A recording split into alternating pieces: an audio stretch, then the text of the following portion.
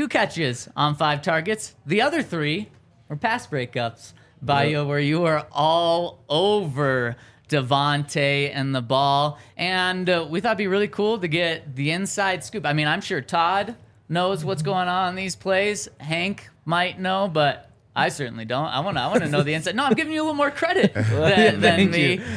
So we've got some clips from all 3. I think we have 4 screenshots from all of the pass breakups. And Pat, why don't you tell us about what's going on here? So I believe this is the first one. There's 8 minutes left in the 3rd quarter. Raiders have the ball at the Broncos' 44-yard line.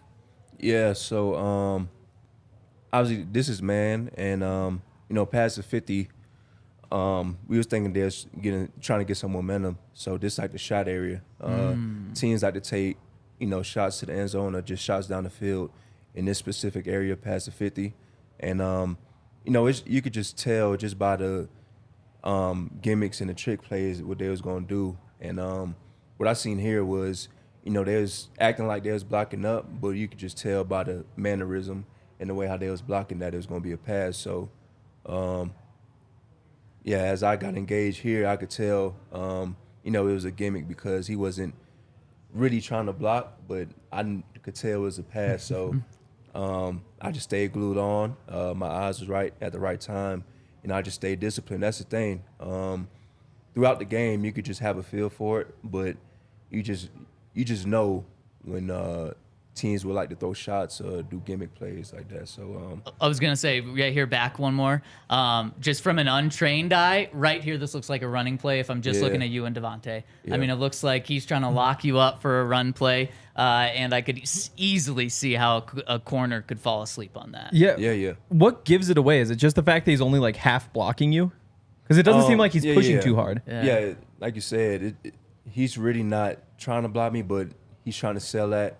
Huh. But with me, I just seen throughout the game when he's really blocking and when he's really not. So I had to tell here that he wasn't blocking, he was going for a pass. So, and I knew it was gonna be a shot too, because they wouldn't do that just to throw like some 5-yard short pass. They trying to go deep. So it was just very telling. And as he ran for the goal ball, I turned my eyes around and made a play on the ball. Which it could have been a pick. I went up with 1, could have went up with 2, but it was sort of a back shoulder. So it's kind of tough to make that adjustment, but you just got to make plays on the ball.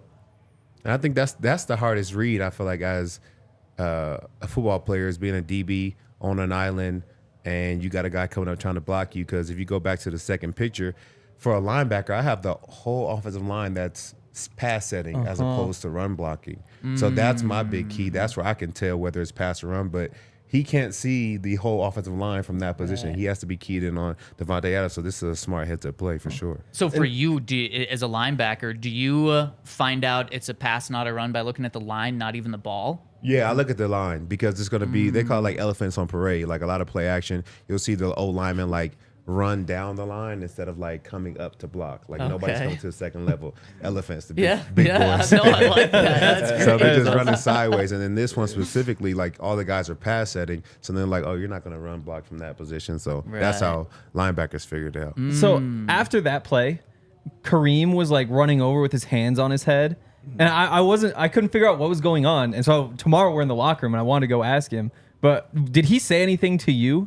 Nah, he was just saying that because the ball was tipped in the air, and he felt like he could have made a play, made an interception. Because even though it's not a pick the first time, it's always a chance for tips and overthrows to occur. Yep. And that second player that's running to the ball would always like to have the opportunity. That's all what he was saying. Okay. So now let's go back one really quick. I mean, this just shows how much they're trying to get the ball to their best player on offense, because if I'm Jimmy just making a read, Davante is not open at all. I mean, that's as tight of coverage as you could have. Yep. And it lasted, but you probably appreciate when they take shots because they probably don't take very many shots on you. Yeah, I like it. I like when I get a chance to make plays, man. And that's the main thing. When like I said, the ball's in the air, it's either mine or nobody's, and that's just the type of mindset I have. So obviously I wish I could have the pick here, but still it was a good play. Is that all corners' mindsets, or is that a mindset that you picked up at some point? It might be for some corners, may not, but for me, I know like when that ball's in the air, I want it to be mine. Did that come from Pops too? Nah, it's just a mentality thing. You gotta have that mentality. Yep. Yeah, Pops told me what it was and how it should be, but you know, the main thing for me was, you know, for me, with my standard is to get the ball every time. That couldn't have been your mentality, right, Todd? What was your when the ball's in the air, it's mine? See, he talked Or about it it's no one earlier. else's? I was in so much man coverage. The best I could do was PBU. You know what I'm saying? So that's why I didn't have as many picks. I was man coverage all day. So appreciate that. As an inside backer, though, did you have like a specific mentality like Pat has at corner? Yeah, I just felt like I never wanted my guy to catch it, especially in man. Like that was my mentality.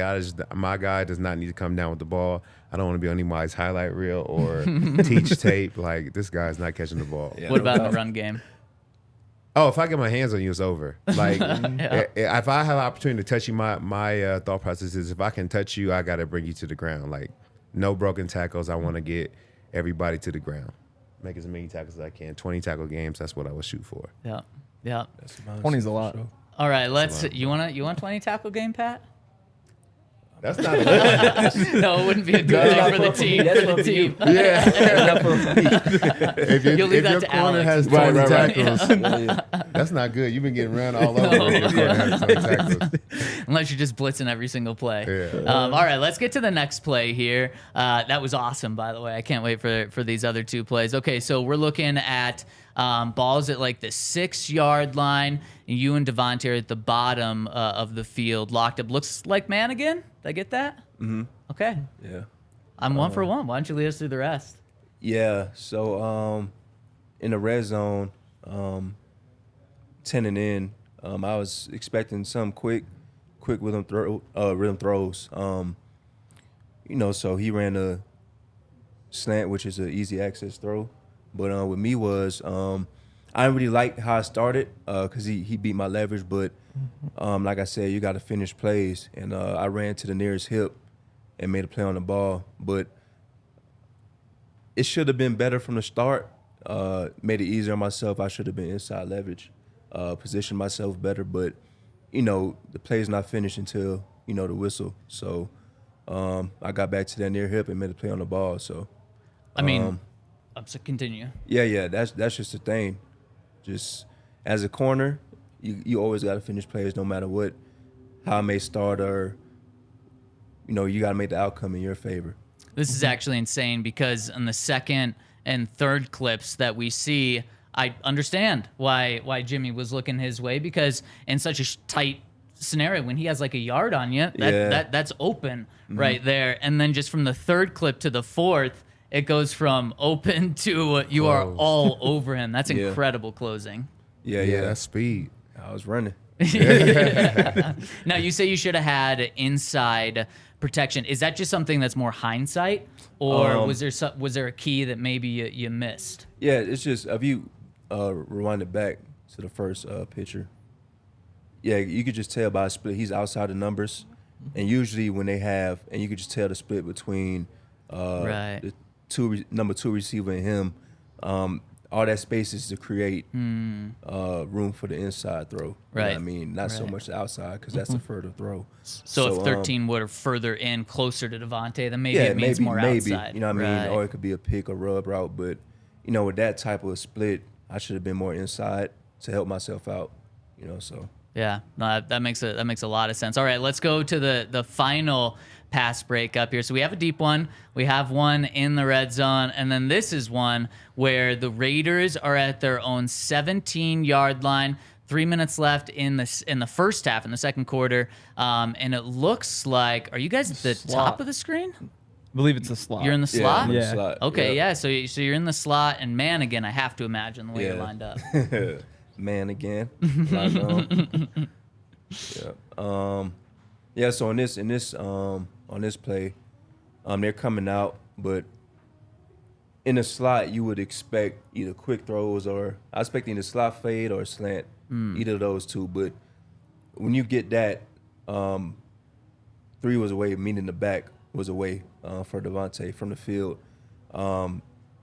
Usually when you get concepts like that and you see a formation like that, you know it'll either be a slant or a fade, one of those two. So I was just being patient with my technique, put hands on early. And he got a little step on me, but, you know, I just finished through the ball, finished through the hands, and made a play. I mean, you say it's either a slant or a fade. Those are pretty much two opposite things. So, I mean, how do you prepare yourself for two things that are so different? You know, just diagnosing the formation. And, you know, I mean, like I said, studying, film study helps the game a lot, slows down the game.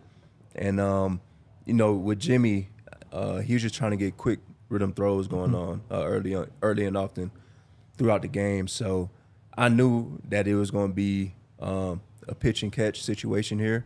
1st and 10, they try to get some yards, get closer to the sticks. So, you know, I was just being confident in my technique, staying square and playing leverage. And, you know, when the ball was thrown, I had to make a play on it. So are you actually more concerned about the deep ball once they cross the 50? I guess at least in this game, from what the Raiders have showed? Yeah, from what they have showed.